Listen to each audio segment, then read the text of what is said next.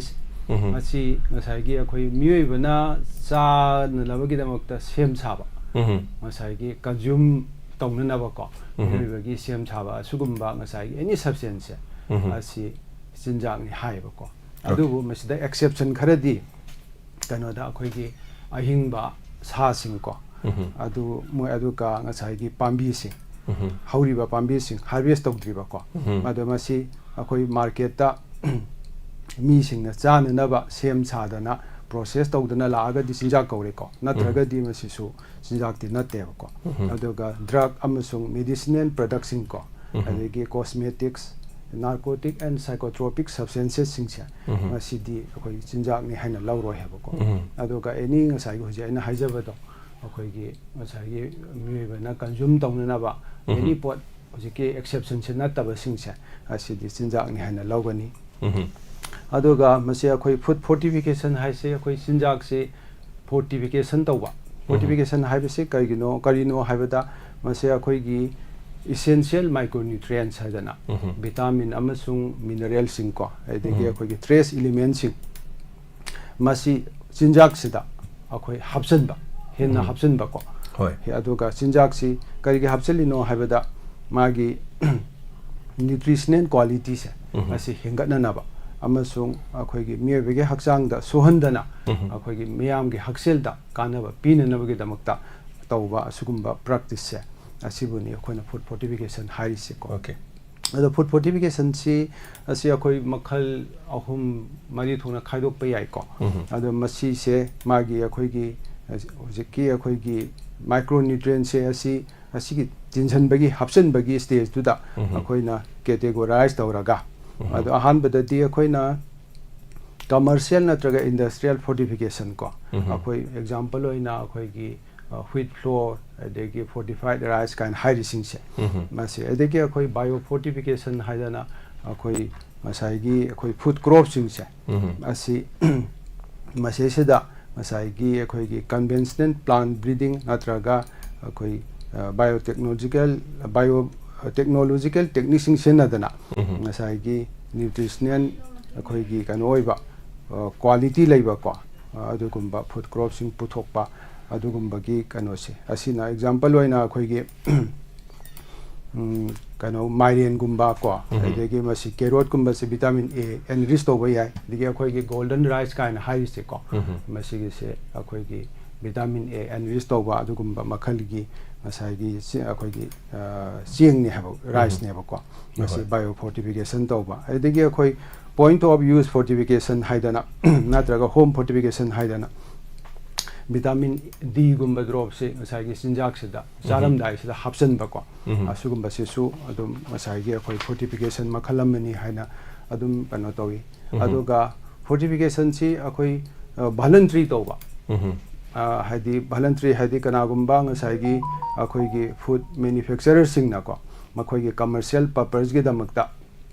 सिंजाक सिंगदा मसाइगी अखोइगी फोर्टिफिकेशन से तोबा हाइदी माइक्रोन्यूट्रिएंट सिंग से हापसन बको असुंबसिना मसाइगी वॉलंटरी फोर्टिफिकेशन मदुगा मैंडेटरी फोर्टिफिकेशन हाइसिना मसाइगी पब्लिक हेल्थ इंपोर्टेंस के दमक्ता अखोइना सरकार नको मागी मसाइगी कईगुंबा फूड स्पेसिफाइड फूड खरदा माइक्रोन्यूट्रिएंट सिंग से हापसल हनबा अदुगी कनो सिबुना मैंडेटरी फोर्टिफिकेशन तवी कवी अदु हारिबा मैंडेटरी फोर्टिफिकेशन बु ओरो वॉलंटरी फोर्टिफिकेशन बु ओरो हारिबा मसाइगी फोर्टिफिकेशन सिंग से असी अखोइगी फूड सेफ्टी ने स्टैंडर्ड एक्ट अमसुंग रेगुलेशन की मागी प्रोविजन से असी दिंगांग सत्कदबनी हादना ओके अमनोजे अदो ngasi gi thorom sida akhoi gi food fortification matang da khangbining bale di call to biraga akhoi gi number 9077 2820001 da soroga bio ngasi gi lengsim liba live to yobi ribasing taram noksari ngasi gi thorom asigi changbirak liba mayam punamak so hana na thagachari thorom sida हेना मपुंग फान बिबसिगी अदुगा अखोइगी Facebook live ता अदुगा YouTube ता लाइबिरिबसिंग Poonam Anaita food fortification गी मतंग दा खंबिनिंग बलाइदि sir अखोइगी चिंजाक ता हाइतारे plus F plus हाइगद्रा करिगुम चिंजाक ता मसी sign म कपिरिसि मसी अखोइगी करि food fortification गी ꯑꯗꯨꯒꯨꯝꯕ ꯁꯔꯨꯛ ꯑꯃꯅꯤ ꯍꯥꯏꯕꯒꯤ ꯁꯥꯏꯟ ꯈꯨꯗꯝ ꯑꯣꯏꯕꯤꯕ꯭ꯔꯥ ꯃꯁꯤ ꯀꯔꯤꯅꯣ ꯃꯌꯥꯝꯅ ꯀꯔꯤ ꯍꯥꯏꯅ ꯈꯪꯕ ꯌꯥꯏ ꯃꯁꯤ ꯑꯩꯈꯣꯏꯒꯤ ꯄ꯭ꯂꯁ ꯑꯦꯞꯀꯤ ꯂꯣꯒꯣꯁꯦ ꯃꯁꯤ ꯉꯁꯥꯏꯒꯤ ꯑꯩꯈꯣꯏꯒꯤ ꯆꯤꯟꯖꯥꯛꯁꯤꯒꯤ ꯄꯦꯀꯦꯖꯇꯀꯣ ꯃꯁꯤꯁꯤꯗ ꯌꯥꯎꯕ ꯇꯥꯔꯒꯗꯤ ꯃꯁꯤ ꯐꯣꯔꯇꯤꯐꯥꯏꯗ ꯐꯨꯗꯅꯤ ꯍꯥꯏꯗꯅ ꯈꯪꯅꯅꯕꯒꯤ ꯑꯗꯨꯒꯨꯝꯕ ꯃꯥꯒꯤ ꯂꯣꯒꯣ ꯑꯃꯅꯤ ꯍꯥꯏꯇꯥꯔꯦꯀꯣ ꯑꯗꯨ ꯃꯁꯤꯗ ꯉꯁꯥꯏꯒꯤ ꯄ꯭ꯂꯁ ꯑꯦꯞ ꯍꯥꯏꯗꯅ ꯍꯥꯏꯔꯤꯁꯤꯗ ꯉꯁꯥꯏꯒꯤ ꯃꯥꯒꯤ ꯀꯩꯅꯣꯁꯦ ꯑꯩꯈꯣꯏꯒꯤ ꯁ꯭ꯀ꯭ꯋꯦꯌꯔ ꯑꯃ ꯌꯥꯎꯏꯀꯣ ꯁ꯭ꯀ꯭ꯋꯦꯌꯔꯁꯤ ꯃꯁꯤꯒꯤ ꯃꯥꯒꯤ ꯃꯤꯅꯤꯡꯁꯤꯅ ꯑꯩꯈꯣꯏ ꯀꯝꯄ꯭ꯂꯤꯠꯅꯦꯁ ꯍꯥꯏꯕ ꯃꯄꯨꯡ ꯐꯥꯕꯀꯣ ꯑꯗꯨꯒ ꯄ꯭ꯂꯁ ꯑꯦꯞꯀꯤ ꯃꯥꯒꯤ ꯃꯤꯅꯤꯡꯁꯤꯅ ꯑꯩꯈꯣꯏꯒꯤ micronutrient fortification on daily meals adding more to life ꯍꯥꯏꯌꯦꯀꯣ ꯑꯗꯨꯗꯒꯤ ꯑꯩꯈꯣꯏꯒꯤ ꯄ꯭ꯂꯁ ꯑꯦꯞꯁꯤꯒꯤ ꯃꯈꯥꯗ ꯔꯤꯡ ꯑꯃ ꯌꯥꯎꯋꯦꯕꯀꯣ ꯃꯁꯤꯅ ꯄ꯭ꯔꯣꯇꯦꯛꯁꯟ ꯑꯣꯐ ꯒꯨꯗ ꯍꯦꯜꯊ ꯍꯥꯏꯕꯀꯣ ꯑꯗꯨꯒ ꯍꯥꯏꯔꯤꯕ ꯂꯣꯒꯣꯁꯤ ꯕ꯭ꯂꯨ ꯃꯆꯨꯒꯤ ꯑꯣꯏꯌꯦꯕ ꯕ꯭ꯂꯨꯒꯤ ꯃꯆꯨ ꯑꯣꯏꯔꯤꯕꯁꯤꯒꯤ ꯃꯥꯒꯤ ꯃꯤꯅꯤꯡꯁꯦ ꯄ꯭ꯌꯨꯔꯤꯇꯤ ꯍꯦꯜꯊ ꯑꯦꯟ ꯑꯦꯛꯇꯤꯚ ꯂꯥꯏꯐ ꯍꯥꯏꯅ ꯍꯥꯏꯕꯅꯤ ꯑꯣꯀꯦ ꯑꯗꯣ ꯉꯁꯤ ꯑꯩꯈꯣꯏꯒꯤ ꯃꯤꯌꯥꯝ ꯄꯨꯝꯅꯃꯛꯅ ꯍꯥꯏꯇꯥꯔꯦ ꯆꯤꯟꯖꯥꯛꯇ ꯑꯩꯈꯣꯏꯒꯤ ꯐꯣꯔꯇꯤꯐꯥꯏꯗꯀꯤ ꯃꯥꯔꯛꯁꯤ ꯊꯥꯕ ꯆꯤꯟꯖꯥꯛꯁꯤ ꯑꯐꯕ ꯆꯤꯟꯖꯥꯛꯅꯦꯅ ꯍꯦꯛꯇ ꯂꯧꯕ ꯌꯥꯔꯕ꯭ꯔꯥ ꯑꯗꯨꯒ ꯑꯌꯥꯝꯕ ꯃꯁꯤ ꯊꯥꯔꯛꯏꯁꯦ ꯍꯦꯛꯇ ꯄꯪꯊꯥ ꯊꯥꯕ ꯌꯥꯗꯕ ꯀꯔꯝꯕ ꯃꯑꯣꯡꯗꯒꯤ ꯅꯠꯇ꯭ꯔꯒ ꯀꯔꯝꯕ ꯈꯨꯠꯊꯥꯡꯗꯒꯤ ꯊꯥꯕꯖꯥꯠꯅꯣ ꯃꯁꯤ ꯃꯗꯨꯁꯨ ꯃꯌꯥꯝꯗ ꯍꯥꯏꯕꯤꯕ ꯌꯥꯕ꯭ꯔꯥ ꯁꯥꯔ ꯃꯁꯤꯒꯤ ꯀꯩꯅꯣꯁꯦ ꯄ꯭ꯂꯁ ꯑꯦꯞꯀꯤ ꯂꯣꯒꯣꯁꯤꯅ ꯑꯩꯈꯣꯏꯒꯤ ꯈꯪꯅꯅꯕꯒꯤ ꯃꯥꯒꯤ ꯀꯩꯅꯣ ꯑꯃ ꯑꯣꯏꯔꯦꯀꯣ ꯑꯩꯈꯣꯏꯒꯤ ꯂꯣꯒꯣ ꯑꯃ ꯑꯣꯏꯔꯦꯀꯣ ꯑꯗꯣ ꯃꯁꯤꯒꯤ ꯀꯩꯅꯣꯁꯦ ꯑꯩꯈꯣꯏꯒꯤ ꯁꯨꯃꯥꯏꯅ ꯊꯥꯔꯤꯕꯁꯦ ꯐꯣꯔꯇꯤꯐꯥꯏꯗ ꯐꯨꯗꯅꯤ ꯍꯥꯏꯕꯁꯦ ꯑꯩꯈꯣꯏꯒꯤ food safety standard authority of India ꯀꯣ ꯃꯁꯤꯅ ꯌꯥꯝꯅ ꯀꯨꯞꯅ ꯃꯣꯅꯤꯇꯔ ꯇꯧꯕ ꯑꯗꯨꯒ ꯃꯁꯤꯒꯤ ꯃꯥꯒꯤ ꯀ꯭ꯋꯥꯂꯤꯇꯤꯁꯤ ꯑꯦꯁ꯭ꯌꯣꯔ ꯇꯧꯅꯕ ꯍꯣꯠꯅꯩ ꯍꯥꯏꯕꯀꯣ ꯑꯗꯣ ꯃꯁꯤꯒꯤꯁꯦ ꯑꯩꯈꯣꯏꯅ ꯑꯩꯈꯣꯏꯒꯤ ꯃꯦꯅꯨꯐꯦꯛꯆꯔ ꯇꯧꯔꯤꯕ ꯍꯧꯖꯤꯛꯀꯤ ꯑꯩꯈꯣꯏꯒꯤ ꯀꯩꯅꯣꯁꯦ ꯐꯣꯔꯇꯤꯐꯥꯏꯗ ꯐꯨꯗꯁꯤ ꯃꯦꯅꯨꯐꯦꯛꯆꯔ ꯇꯧꯔꯤꯕ ꯑꯩꯈꯣꯏꯒꯤ ꯐꯨꯗ ꯕꯤꯖꯤꯅꯦꯁ ꯑꯣꯄꯔꯦꯇꯔꯁꯦ ꯃꯁꯤꯅ ꯃꯁꯤꯒꯤ ꯀꯩꯅꯣꯁꯤ ꯊꯥꯒꯦ ꯍꯥꯏꯕ ꯇꯥꯔꯒꯗꯤꯀꯣ ꯃꯁꯤꯒꯤ ꯃꯥꯒꯤ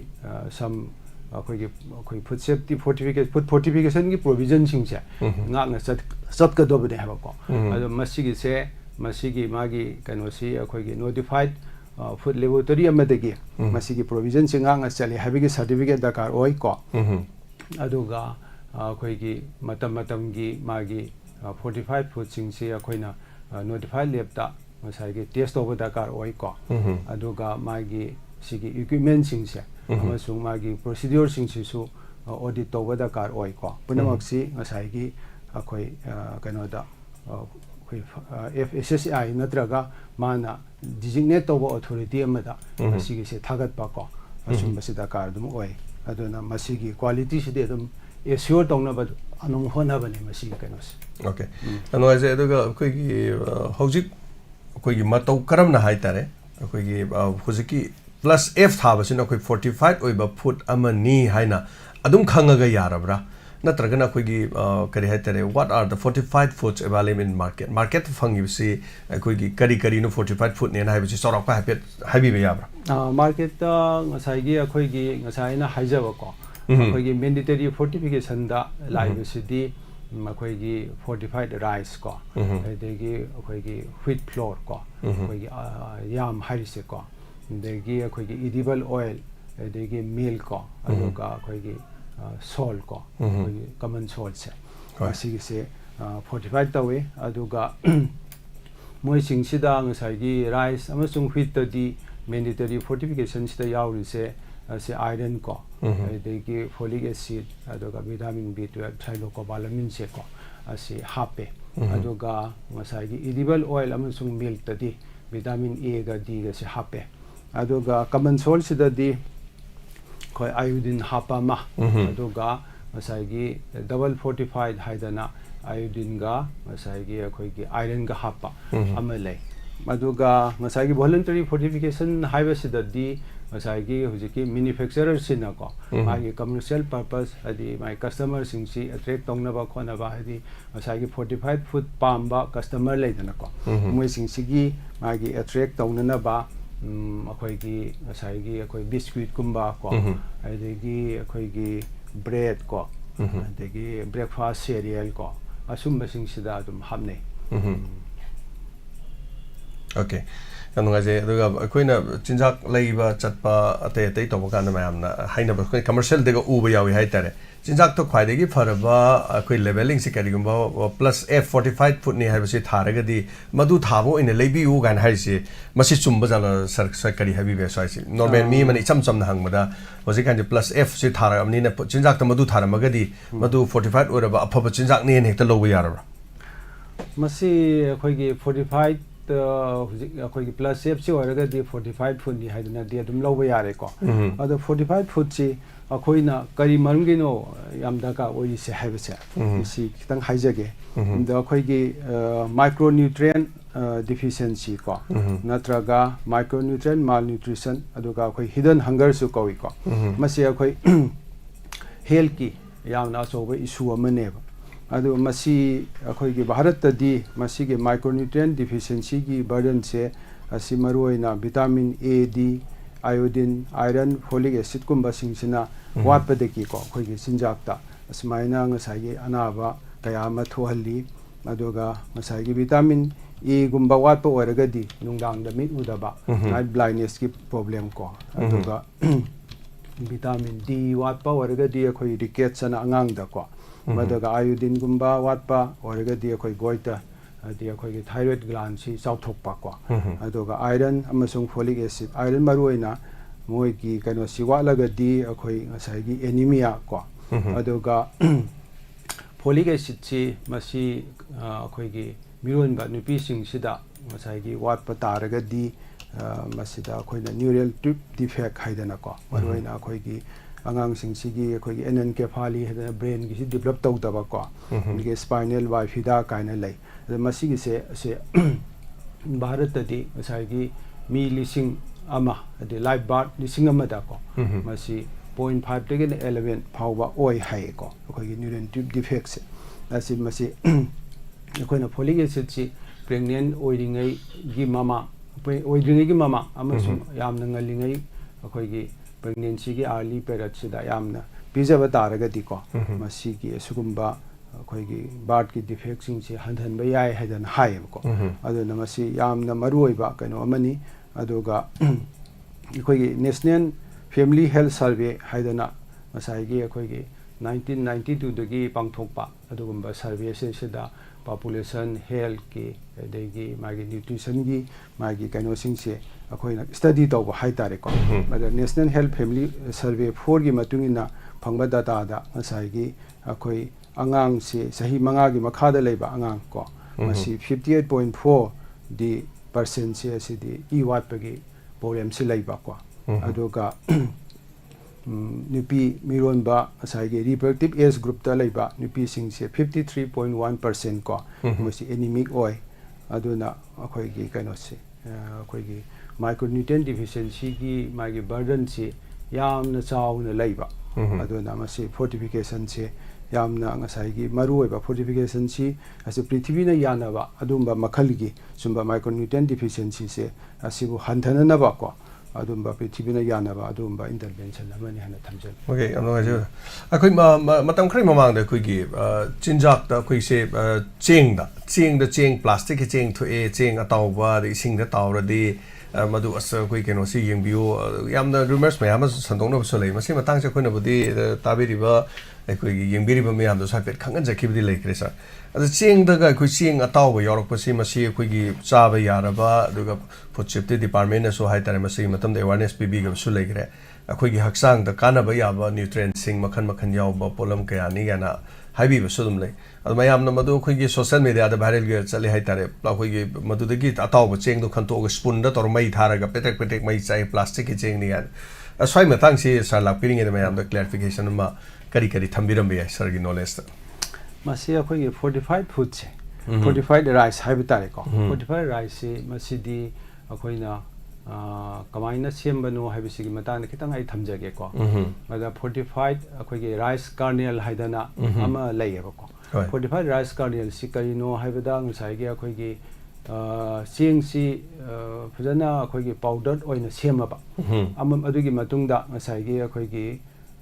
हापसनगदोरिबा अखोइगी माइक्रोन्यूट्रिएंट सिंगसे मरुइना फोर्टिफिकान हाइबतारे को मसीगी सिंगसे ngसाइगी ꯑꯩꯈꯣꯏꯒꯤ ꯀꯩꯅꯣꯁꯤꯗ ꯐꯖꯅ ꯃꯥꯒꯤ ꯑꯀꯛꯅꯕ ꯀ꯭ꯋꯥꯟꯇꯤꯇꯤ ꯑꯃꯗ ꯁ꯭ꯇꯦꯟꯗꯔꯠ ꯑꯃ ꯑꯩꯈꯣꯏꯅ ꯁꯤꯖꯤꯟꯅꯔꯒ ꯍꯥꯞꯀꯗꯣꯏꯅꯤꯀꯣ ꯑꯗꯨꯁꯨ ꯑꯗꯨ ꯃꯗꯨꯒꯤꯗꯨ ꯉꯁꯥꯏꯒꯤ ꯄꯥꯎꯗꯔꯁꯤꯗ ꯍꯥꯞꯄꯒ ꯃꯤꯛꯁ ꯇꯧꯔꯦꯀꯣ ꯐꯖꯅ ꯀꯩꯅꯣ ꯇꯧꯔꯦ ꯑꯗꯨꯒ ꯃꯥꯒꯤ ꯑꯩꯈꯣꯏꯒꯤ ꯃꯦꯆꯤꯟ ꯑꯃ ꯁꯤꯖꯤꯟꯅꯔꯒ ꯑꯦꯛꯁꯇ꯭ꯔꯨꯁꯟ ꯇꯦꯛꯅꯤꯛ ꯍꯥꯏꯗꯅꯀꯣ ꯑꯃ ꯁꯤꯖꯤꯟꯅꯔꯒ ꯍꯥꯟꯅꯒꯤ ꯃꯑꯣꯡ ꯑꯩꯈꯣꯏꯒꯤ ꯆꯦꯡꯒꯤ ꯃꯁꯛꯁꯤꯗ ꯆꯞ ꯃꯥꯟꯅꯅ ꯁꯦꯝꯕꯅꯦꯕ ꯑꯗꯨ ꯁꯤꯒꯤꯁꯦ ꯐꯣꯔꯇꯤꯐꯥꯏഡ് ꯔꯥꯏꯁ ꯀꯔꯅꯦꯜ ꯍꯥꯏꯅ ꯀꯧꯋꯦꯕꯀꯣ ꯑꯗꯣ ꯐꯣꯔꯇꯤꯐꯥꯏഡ് ꯔꯥꯏꯁ ꯀꯔꯅꯦꯜꯁꯤꯡꯁꯦ ꯑꯁꯤꯒ ꯑꯩꯈꯣꯏꯒꯤ ꯅꯣꯔꯃꯦꯜ ꯔꯥꯏꯁꯁꯤꯒ ꯃꯤꯛꯁ ꯑꯞ ꯇꯧꯕ ꯉꯁꯥꯏꯒꯤ ꯃꯥꯒꯤ ꯄꯔꯁꯦꯟꯁꯤ 1:100ꯀꯣ ꯑꯗꯨꯃꯥꯏꯅ ꯃꯤꯛꯁ ꯇꯧꯔꯒ ꯑꯗꯨꯃꯥꯏꯅ ꯐꯣꯔꯇꯤꯐꯥꯏഡ് ꯔꯥꯏꯁꯁꯤ ꯃꯤꯌꯥꯝꯗ ꯐꯪꯍꯟꯕꯅꯤ ꯑꯗꯣ ꯃꯁꯤ ꯉꯁꯥꯏ ꯍꯥꯏꯖꯕꯗꯨꯅꯤ ꯐꯣꯔꯇꯤꯐꯥꯏഡ് ꯔꯥꯏꯁ ꯅꯠꯇ꯭ꯔꯒ ꯑꯦꯅꯤ ꯐꯣꯔꯇꯤꯐꯥꯏഡ് ꯐꯨꯗꯁꯤꯡꯁꯦꯀꯣ ꯌꯥꯝꯅ ꯑꯗꯨꯝ ꯉꯁꯥꯏꯒꯤ ꯍꯛꯆꯥꯡꯗꯗꯤ ꯀꯥꯟꯅꯕ ꯑꯣꯏꯕꯀꯣ ꯑꯗꯨꯒꯨꯝꯕ ꯄꯣꯠ ꯆꯩꯁꯤꯡꯅꯤ ꯍꯥꯏꯗꯤ ꯑꯩꯈꯣꯏꯒꯤ ꯀꯩꯅꯣ ꯄ꯭ꯔꯗꯛ ꯐꯨꯗꯁꯤꯡꯅꯤ ꯍꯥꯏꯕ ꯇꯥꯔꯦꯀꯣ ꯑꯗꯨꯅ ꯃꯁꯤꯁꯤꯗ ꯉꯁꯥꯏꯒꯤ ꯑꯩꯈꯣꯏ ꯊꯣꯡꯉꯒ ꯉꯁꯥꯏꯒꯤ ꯐꯣꯔꯇꯤꯐꯥꯏഡ് ꯔꯥꯏꯁꯁꯤ ꯊꯣꯡꯕ ꯃꯇꯝꯁꯤꯗ ꯃꯥꯒꯤ ꯃꯍꯥꯎ ꯀꯣ ꯑꯗꯒꯤ ꯃꯅꯝ ꯑꯗꯒꯤ ꯐꯨꯗꯀꯤ ꯇꯦꯛꯁꯆꯔꯗ ꯀꯩꯁꯨ ꯈꯦꯠꯅꯕꯗꯤ ꯂꯩꯇꯦ ꯃꯁꯤꯗ ꯊꯣꯡ ꯊꯥꯛꯄꯒꯤ ꯃꯥꯒꯤ ꯃꯑꯣꯡꯗꯁꯨ ꯈꯦꯠꯅꯕ ꯀꯩꯁꯨ ꯂꯩꯔꯣꯏꯗꯕꯅꯦꯕꯀꯣ ꯑꯗꯨꯅ ꯃꯁꯤꯒꯤꯁꯦ ꯊꯣꯏꯗꯣꯛꯅ ꯃꯁꯤꯒꯤ ꯀꯩꯅꯣꯁꯤꯗ ꯋꯥꯕꯤꯒꯅꯨ ꯀꯤꯅꯤꯡꯉꯥꯏ ꯑꯣꯏꯗꯦ ꯍꯥꯏꯗꯅ ꯑꯩ ꯊꯝꯖꯒꯦ ꯄ꯭ꯂꯥꯁꯇꯤꯛꯀꯤ ꯆꯦꯡ ꯅꯠꯇꯦ ꯄ꯭ꯂꯥꯁꯇꯤꯛꯀꯤ ꯆꯦꯡ ꯅꯠꯇꯦ ꯍꯥꯏꯗꯅꯀꯣ ꯄ꯭ꯂꯥꯁꯇꯤꯛꯀꯤ ꯆꯦꯡ ꯑꯣꯏꯇꯥꯔꯒꯗꯤ ꯑꯩꯈꯣꯏ ꯄ꯭ꯂꯥꯁꯇꯤꯛ ꯑꯁꯤꯗꯤ ꯃꯩ ꯊꯥꯕꯗꯗꯤ ꯆꯥꯛꯀꯅꯦꯕꯀꯣ ꯑꯗꯨꯅ ꯍꯧꯖꯤꯛꯀꯤ ꯐꯣꯔꯇꯤꯐꯥꯏഡ് ꯔꯥꯏꯁꯁꯤ ꯊꯣꯡꯉꯒ ꯑꯩꯈꯣꯏꯅ ꯃꯩ ꯊꯥꯕꯗꯗꯤ ꯏꯔꯥꯏ ꯂꯥꯏꯅ ꯄ꯭ꯂꯥꯁꯇꯤꯛ ꯑꯗꯨꯃꯥꯏꯅꯗꯤ ꯆꯥꯛꯑꯣꯏ ꯑꯣꯀꯦ ꯅꯪꯅ ꯁꯥꯂꯥꯏꯉꯩꯗ ꯁꯤꯃꯁꯨ ꯈꯪꯖꯕ ꯌꯥꯝ ꯅꯨꯡꯉꯥꯏꯖꯩ ꯑꯗꯨꯒ ꯑꯩꯈꯣꯏꯒꯤ ꯐꯨꯗꯇ ꯑꯩꯈꯣꯏ ꯋꯥꯠ ꯏꯁ ꯀ꯭ꯔꯣꯞ ꯐꯣꯔꯇꯤꯐꯤꯀꯦꯁꯟ ꯍꯥꯏꯗꯤ ꯀ꯭ꯔꯣꯞ ꯐꯣꯔꯇꯤꯐꯤꯀꯦꯁꯟ ꯁꯔ ꯁ꯭ꯋꯥꯏꯁꯦ ꯀꯔꯤ ꯊꯝꯕꯤꯕ ꯌꯥꯏ ꯉꯁꯥꯏ ꯑꯩꯅ ꯑꯃꯨꯛ ꯄꯟꯖꯈ꯭ꯔꯦ ꯕꯥꯏꯑꯣ ꯐꯣꯔꯇꯤꯐꯤꯀꯦꯁꯟ ꯍꯥꯏꯕꯁꯦꯀꯣ ꯕꯥꯏꯑꯣ ꯐꯣꯔꯇꯤꯐꯤꯀꯦꯁꯟꯁꯤ ꯀ꯭ꯔꯣꯞ ꯐꯣꯔꯇꯤꯐꯤꯀꯦꯁꯟꯁꯤ ꯑꯩꯈꯣꯏꯅ ꯉꯁꯥꯏꯒꯤ ꯁꯦ ꯑꯩꯈꯣꯏꯒꯤ ꯔꯥꯏꯁ ꯐꯣꯔꯇꯤꯐꯤꯀꯦꯁꯟ ꯑꯣꯏꯔꯒꯁꯨ ꯀꯣ ꯑꯗꯒꯤ ꯋꯤꯠ ꯐ꯭ꯂꯣꯔ ꯐꯣꯔꯇꯤꯐꯤꯀꯦꯁꯟ ꯑꯣꯏꯔꯒꯁꯨ ꯃꯁꯤꯗꯤ ꯑꯩꯈꯣꯏꯒꯤ ꯉꯁꯥꯏꯒꯤ ꯑꯩꯈꯣꯏꯒꯤ ꯀꯃꯔꯁꯤꯌꯦꯜ ꯅꯠꯇ꯭ꯔꯒ ꯏꯟꯗꯁꯇ꯭ꯔꯤꯌꯦꯜ ꯐꯣꯔꯇꯤꯐꯤꯀꯦꯁꯟ ꯀꯣ ꯑꯗꯨꯒ ꯄꯣꯁ ꯍꯥꯔꯚꯦꯁꯇꯤꯡ ꯐꯣꯔꯇꯤꯐꯤꯀꯦꯁꯟ ꯍꯥꯏꯇꯥꯔꯦꯀꯣ ꯑꯗꯨꯒ ꯉꯁꯥꯏꯒꯤ ꯕꯥꯏꯑꯣ ꯐꯣꯔꯇꯤꯐꯤꯀꯦꯁꯟꯁꯤꯗꯤ ꯀꯃꯥꯏꯅ ꯇꯧꯒꯦꯗ ꯉꯁꯥꯏꯒꯤ ꯄꯥꯝꯕꯤꯁꯤꯅ ꯃꯥꯒꯤ ꯍꯧꯔꯛꯄ ꯃꯇꯝꯗꯀꯣ ꯃꯁꯤꯒꯤ ꯀꯩꯅꯣꯁꯤ ꯑꯩꯈꯣꯏꯒꯤ ꯄ꯭ꯂꯥꯟꯠꯀꯤ ꯕ꯭ꯔꯤꯗꯤꯡꯒꯤ ꯇꯦꯛꯅꯤꯛ ꯑꯗꯨꯒ ꯃꯥꯒꯤ ꯑꯩꯈꯣꯏꯒꯤ ꯁꯦ ꯑꯩꯈꯣꯏꯒꯤ ꯑꯦꯗꯚꯥꯟꯁ ꯕꯥꯏꯑꯣ ꯇꯦꯛꯅꯣꯂꯣꯖꯤꯀꯦꯜ ꯇꯦꯛꯅꯤꯛ ꯁꯤꯖꯤꯟꯅꯗꯅꯀꯣ ꯑꯗꯨꯃꯥꯏꯅ ꯉꯁꯥꯏꯒꯤ ꯑꯩꯈꯣꯏ ꯀ꯭ꯔꯣꯞꯁꯤꯡꯁꯤ ꯐꯣꯔꯇꯤꯐꯥꯏꯠ ꯇꯧꯍꯜꯂꯛꯄ ꯍꯥꯏꯇꯥꯔꯦ ꯑꯗꯨꯝ ꯉꯁꯥꯏꯒꯤ ꯑꯩꯈꯣꯏꯒꯤ ꯑꯩꯅ ꯉꯁꯥꯏ ꯍꯥꯏꯖ ꯄꯟꯖꯕ ꯒꯣꯜꯗꯟ ꯔꯥꯏꯁꯀ ꯍꯥꯏꯕ ꯑꯗꯒꯤ ꯑꯩꯈꯣꯏꯒꯤ ꯀꯦꯔꯣꯠꯀꯨꯝꯕ ꯄꯝꯀꯤꯟꯒꯨꯝꯕꯗ ꯉꯁꯥꯏꯒꯤ ꯚꯤꯇꯥꯃꯤꯟꯁꯤ ꯍꯦꯟꯅ ꯍꯥꯞꯆꯤꯟꯕꯀꯣ ꯑꯗꯨꯃꯥꯏꯅ ꯑꯗꯨꯝ ꯊꯝꯖꯒꯦ ꯑꯣꯀꯦ ꯁꯤꯗꯁꯨ ꯒꯣꯜꯗꯟ ꯔꯥꯏꯁ ꯐꯣꯔꯇꯤꯐꯤꯀꯦꯁꯟ ꯀꯥꯏꯅ ꯍꯥꯏꯕꯒꯤ ꯑꯗꯩ ꯇꯣꯉꯥꯟ ꯇꯣꯉꯥꯟꯕ ꯑꯗꯒꯤꯗꯤ ꯑꯩꯈꯣꯏꯒꯤ ꯕ꯭ꯔꯦꯁ ꯃꯤꯜꯛꯀꯤ ꯐꯣꯔꯇꯤꯐꯥꯏꯒꯤ ꯃꯇꯥꯡ ꯑꯗꯨꯒ ꯑꯩꯈꯣꯏꯒꯤ ꯁꯤꯒꯤ ꯇꯣꯉꯥꯟ ꯇꯣꯉꯥꯟꯕ ꯀꯌꯥꯁꯨ ꯂꯩꯈ꯭ꯔꯦ ꯑꯗꯨ ꯃꯔꯛꯁꯤꯗ ꯑꯃꯇꯪꯒ ꯑꯩ ꯍꯪꯖꯅꯤꯡꯕ ꯋꯥꯍꯪ ꯑꯃꯗ ꯑꯩ ꯉꯁꯥꯏ ꯁꯤꯊꯖꯧꯕ ꯑꯃꯈꯛ ꯂꯩꯔꯦ what is packaging and labelling requirement of fortified food ꯑꯅ ꯍꯥꯏꯔꯒꯗꯤ ꯃꯁꯤ ꯀꯔꯤ ꯍꯥꯏꯕꯤꯕ ꯌꯥꯏꯕ꯭ꯔꯥ ꯃꯁꯤ ꯑꯩꯈꯣꯏꯒꯤ ꯐꯣꯔꯇꯤꯐꯥꯏꯠ ꯐꯨꯗꯁꯦ ꯃꯁꯤꯒꯤꯁꯦ ꯉꯁꯥꯏꯒꯤ ꯑꯩꯈꯣꯏꯅ ꯃꯥꯔꯀꯦꯠꯇ ꯂꯥꯛꯄ ꯃꯇꯝꯗ ꯃꯥꯁꯤ ꯑꯩꯈꯣꯏ ꯄꯦꯀꯦꯖꯤꯡꯁꯦ ꯄꯦꯀꯦꯖꯤꯡꯁꯤꯗꯤ ꯌꯥꯝ ꯃꯔꯨ ꯑꯣꯏꯀꯣ ꯄꯦꯀꯦꯖꯤꯡꯁꯤꯃꯗꯤ ꯃꯁ ꯄꯦꯀꯦꯖꯤꯡꯁꯤ ꯑꯗꯨꯝ ꯇꯧꯔꯛꯀꯅꯦꯕꯀꯣ ꯑꯗ ꯄꯦꯀꯦꯖꯤꯡꯁꯤ ꯃꯁꯤ ꯃꯥꯒꯤ ꯑꯩꯈꯣꯏꯒꯤ ꯅꯦꯆꯔ ꯑꯣꯐ ꯄꯦꯀꯦꯖꯁꯤꯗꯤ ꯑꯩꯈꯣꯏꯗ ꯃꯁꯤꯗ ꯍꯥꯞꯄꯤꯕ ꯐꯣꯔꯇꯤꯐꯤꯀꯥꯟꯁ ꯀꯣ ꯑꯗꯨꯒ ꯍꯧꯖꯤꯛꯀꯤ ꯆꯤꯟꯖꯥꯛꯁꯤꯒꯤ ꯃꯥꯒꯤ ꯁꯦꯐ ꯂꯥꯏꯐ ꯍꯥꯏꯕ ꯇꯥꯔꯦꯀꯣ ꯑꯗꯨ ꯀꯟꯁꯤꯗꯔꯗꯤ ꯇꯧꯒꯅꯤꯀꯣ ꯑꯗꯨꯒ ꯃꯥꯒꯤ ꯄꯦꯀꯦꯖꯇꯤ ꯀꯝꯄꯜꯁꯔꯤ ꯃꯁꯤ ꯇꯧꯒꯗꯕꯅꯦ ꯍꯥꯏꯕꯀꯣ ꯑꯗꯨꯒ ꯃꯁꯤꯁꯤꯗ ꯑꯩꯈꯣꯏꯅ ꯄꯦꯀꯦꯖꯁꯤꯗ ꯉꯁꯥꯏ ꯀꯩꯅꯣ ꯇꯧꯔꯤꯕ ꯄ꯭ꯂꯁ ꯑꯦꯞꯀꯤ ꯂꯣꯒꯣ ꯀꯥꯏꯅ ꯑꯩꯈꯣꯏꯅ ꯉꯁꯥꯏ ꯈꯟꯅꯖꯈꯤꯕꯗꯣ ꯄꯦꯀꯦꯖꯁꯤꯗ ꯑꯗum ꯌꯥꯎꯔꯛꯀꯗꯣꯏꯅꯤꯀꯣ ꯑꯗꯨ ꯃꯁꯤ ꯎꯕꯗꯒꯤ ꯑꯗꯨꯝ ꯃꯁꯤ ꯐꯣꯔꯇꯤꯐꯥꯏꯠ ꯐꯨꯗꯅꯤ ꯍꯥꯏꯕꯁꯤ ꯑꯩꯈꯣꯏꯅ ꯈꯪꯒꯗꯣꯏꯅꯦꯕ ꯑꯗꯨꯒ ꯃꯁꯤꯁꯤꯗ ꯉꯁꯥꯏꯒꯤ ꯑꯩꯈꯣꯏꯒꯤ ꯀꯔꯝꯕ ꯃꯥꯏꯀ꯭ꯔꯣꯅ꯭ꯌꯨꯇ꯭ꯔꯤꯌꯦꯟꯁꯤ ꯐꯣꯔꯇꯤꯐꯥꯏꯠ ꯇꯧꯔꯤꯅꯣ ꯍꯥꯏꯕꯁꯦ ꯐꯣꯔꯇꯤꯐꯥꯏꯠ ꯉꯁꯥꯏꯒꯤ ꯑꯩꯈꯣꯏꯒꯤ ꯋꯤꯠ ꯍꯥꯏꯔꯒ ꯁꯦ ꯔꯥꯏꯁ ꯑꯣꯏꯔꯒꯗꯤꯀꯣ ꯁꯦ fortified wheat iron folic acid vitamin B12 ꯀꯥꯏꯅ ꯊꯥꯗꯣꯔꯤꯅꯦꯕꯀꯣ ꯃꯁꯤ ꯊꯥꯐꯝ ꯊꯣꯛꯄ ꯑꯗꯨꯒ ꯉꯁꯥꯏꯒꯤ ꯍꯧꯖꯤꯛꯀꯤ ꯄ꯭ꯂꯁ ꯑꯦꯞ ꯑꯃꯁꯨꯡ ꯍꯧꯖꯤꯛ ꯐꯣꯔꯇꯤꯐꯥꯏꯠ ꯋꯤꯠ ꯀꯥꯏꯅ ꯁꯤꯒꯤ ꯃꯈꯥꯁꯤꯗ ꯑꯩꯈꯣꯏꯒꯤ ꯁꯝꯄꯨꯔꯅ ꯄꯣꯔꯁꯟ ꯁ꯭ꯋꯥꯁꯇ ꯖꯤꯕꯟ ꯀꯣ ꯍꯥꯏꯕ ꯂꯣꯒꯣ ꯑꯃ ꯊꯥꯒꯗꯕꯅꯤ ꯃꯁꯤꯒꯤꯁꯤꯗ ꯁꯝꯄꯨꯔꯅ ꯄꯣꯔꯁꯟ ꯁ꯭ꯋꯥꯁꯇ ꯖꯤꯕꯟ ꯍꯥꯏꯕꯗꯤ masai complete nutrition ko aduga masai gi healthy life haiba ko asmaina asimba se thaba aduga masai gi akhoi gi se packaging and labeling regulation 2011 gi ko magi provision sing se adum fortified food sing de so adum ingadobani hadana masi gi kano si lai aduga akhoi gi fortified kano tawraba food sing sida akhoi gi iron yawbo oragadi ko iron si yawbo oragadi masi gi kano se akhoi na masai gi magi kano se smaina akhoi gi advisory amadi tangai phadana igadobani haidana magi provision sida yawri masida kari haina haibano haibada masai gi thalassemia ko people with thalassemia may take under medical supervision haibako aduga person with sickle cell anemia are advised not to consume iron fortified food products hai asmaina masai gi advisory amadi igadobani masi akhoi gi miyamna khangna nabako thalassemia naba mi singdi akhoi hojiki iron yawa fortified food sing si saba matamda medical supervision gi makhada chagadaba aduga sickle cell anemia naba singdi masi iron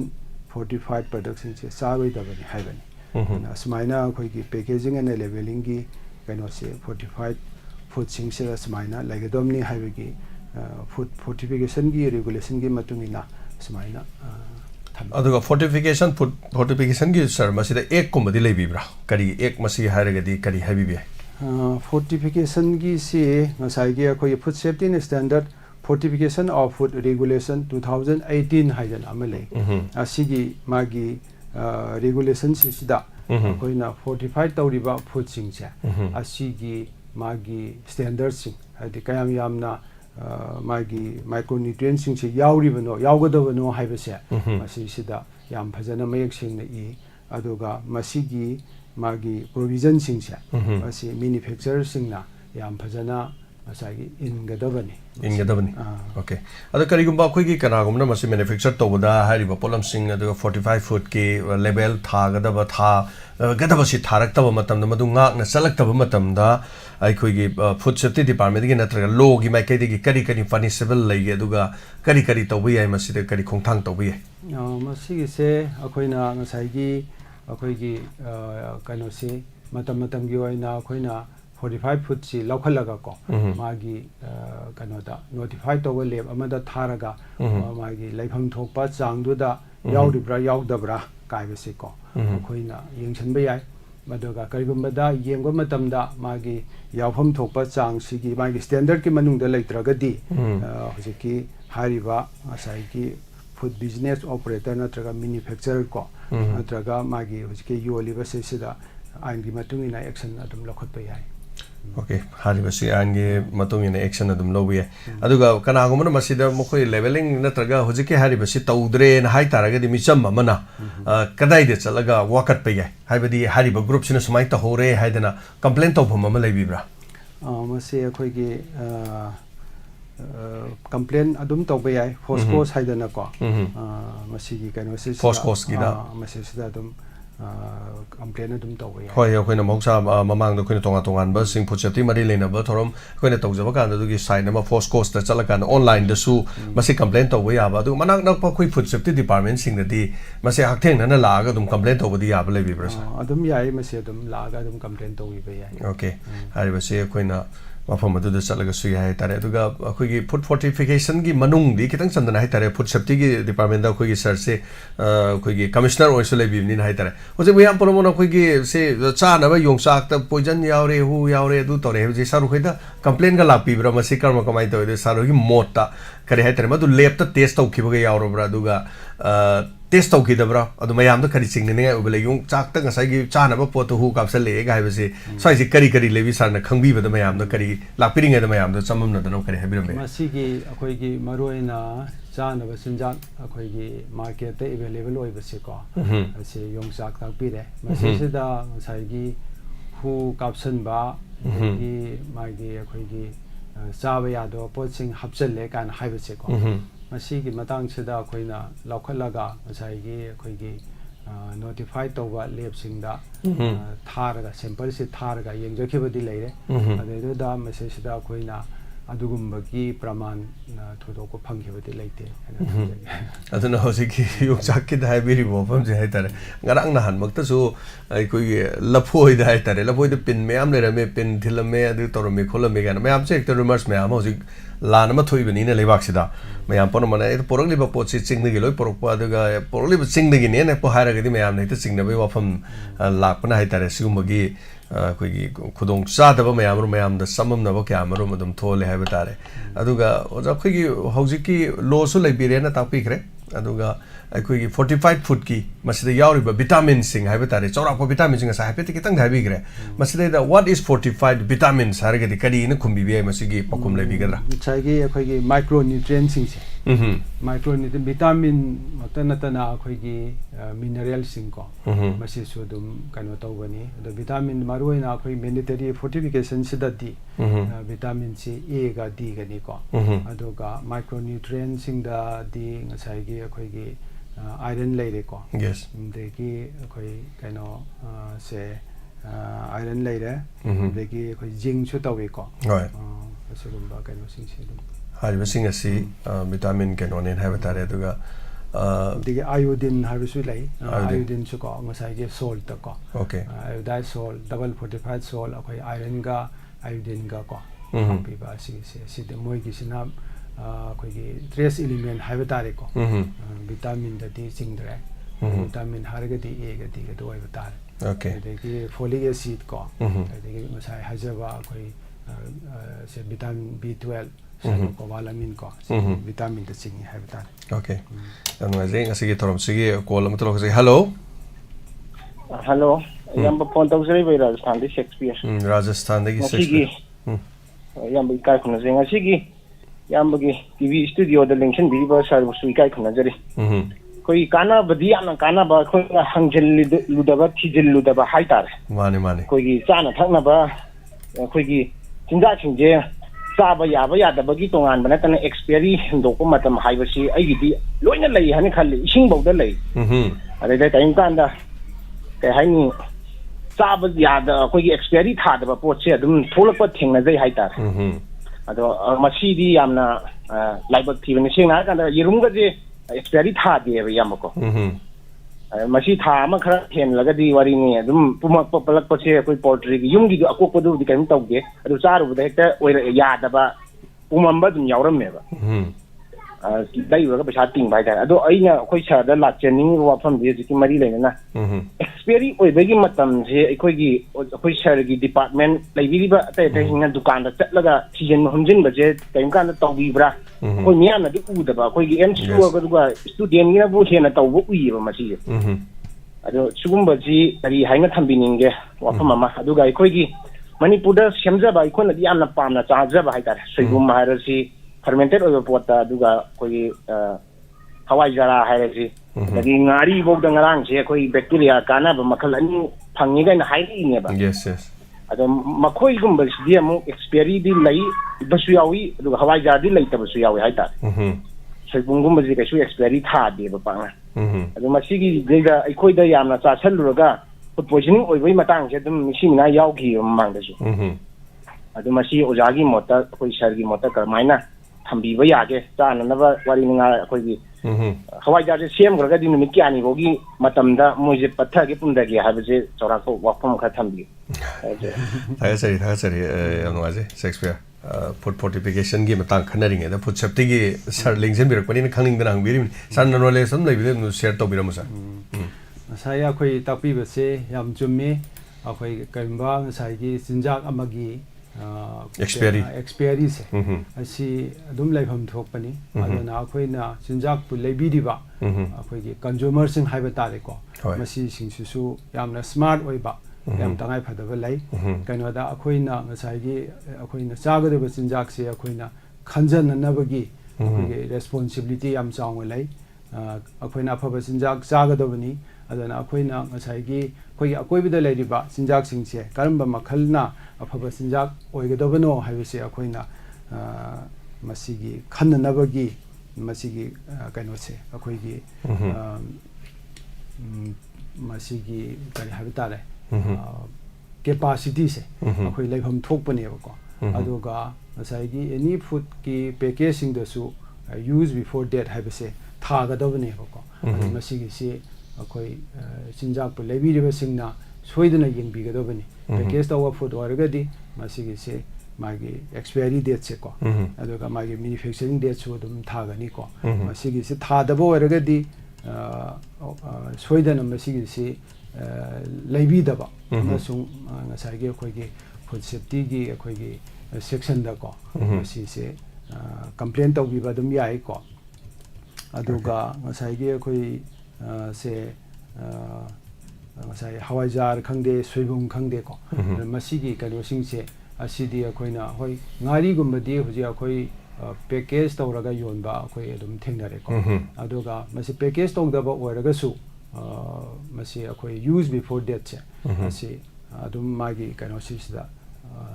three sida ko thammaga yonba matam sida use before date sida dum thaga da asigumba matam phawbadi sabada phai haksang da so oi hena kana badu phangi haibo orasu mai gano thadro ayam babudi hoji package su yam lai hana di apam open da yam tawrami haijeri ba ko tapio makha habio aduga si hojiki kano sigi khoi gi sumba hoijar ngari ko sida tana si package tawda ba khoi gi street ki dukan sing da ko se yoli ba sing si khoi open way na yonda mayam adum khoi thingna biramgani ba adu masigi se sida su khoi magi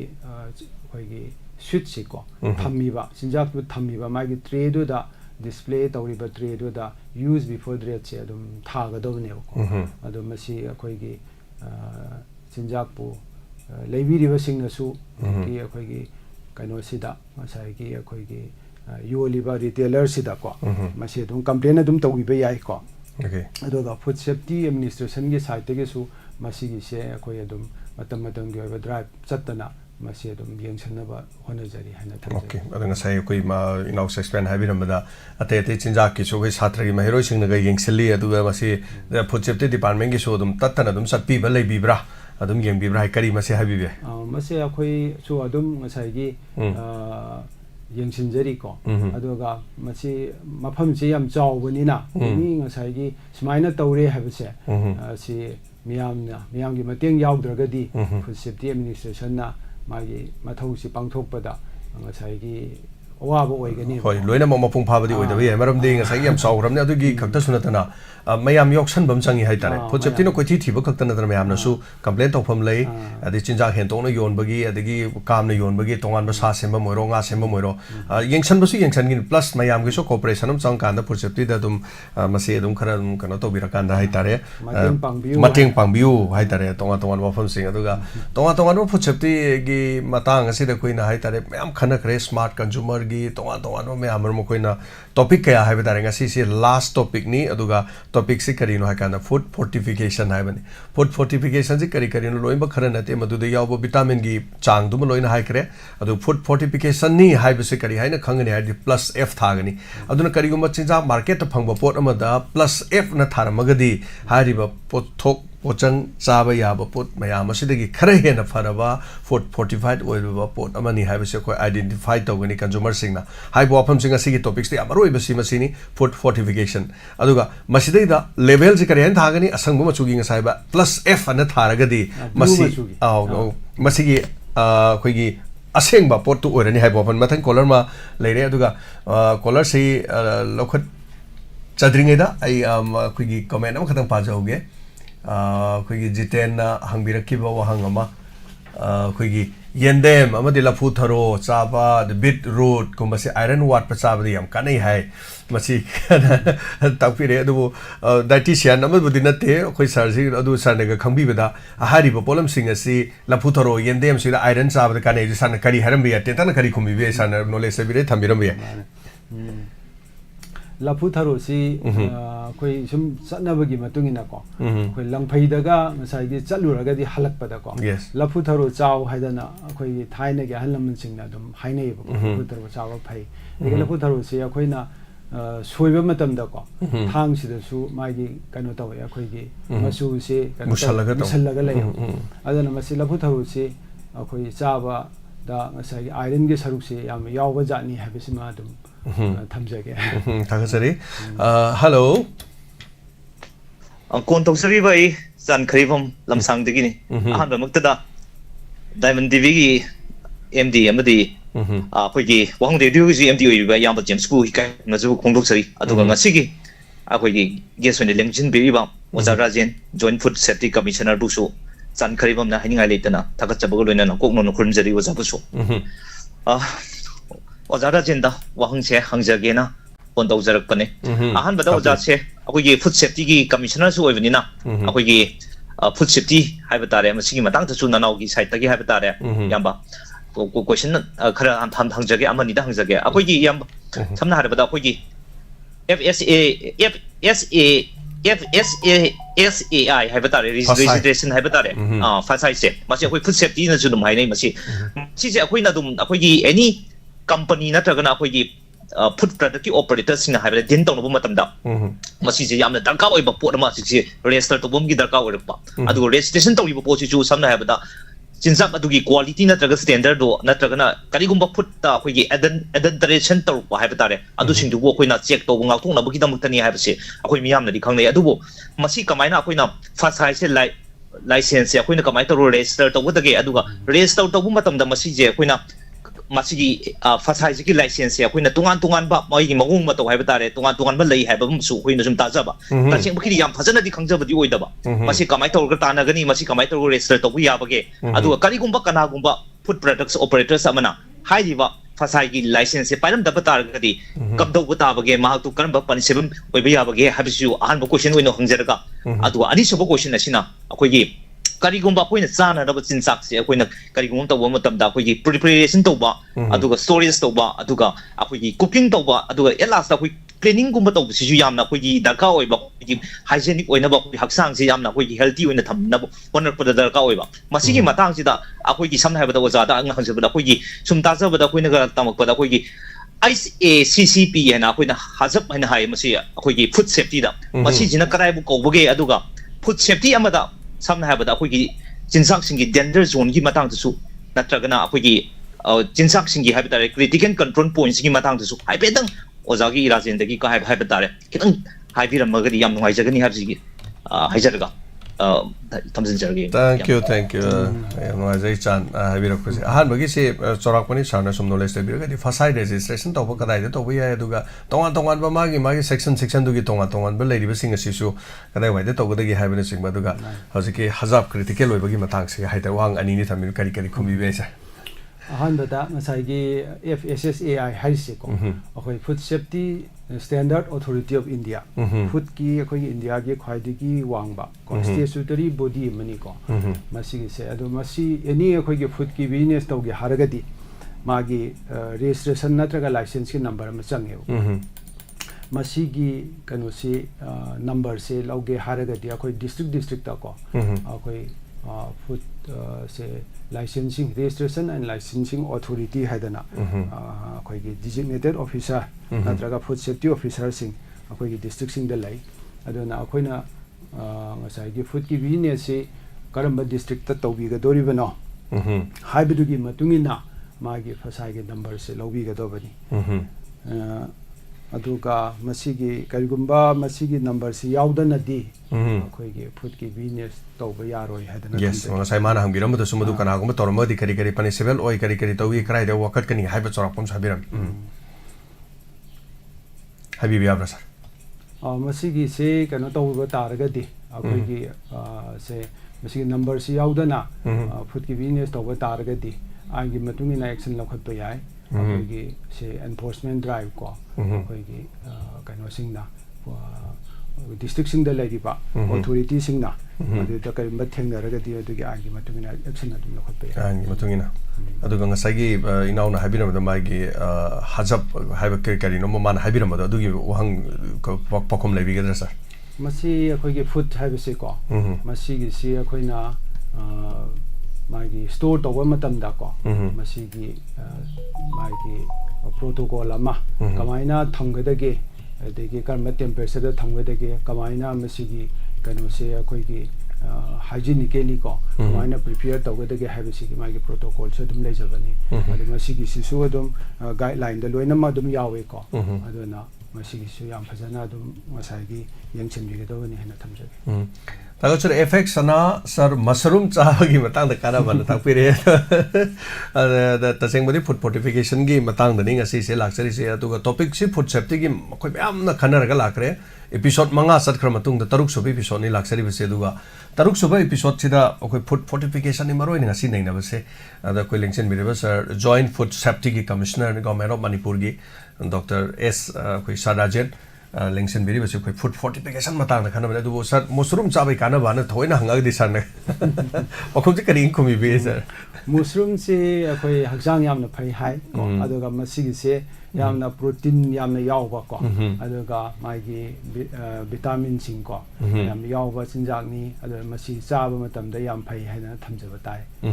aduga mushroom si chaba yadaba haidana makhal lai ko makhal se to ki matik yam lai gre makhal si matik yam lai gre adu masigi se akhoi differentiate tawba yam tangai phadaba lai chaba yadaba potu chawraga di ko afabani haidana chawraga di maduna poisoning thoktana even sibo hawa yai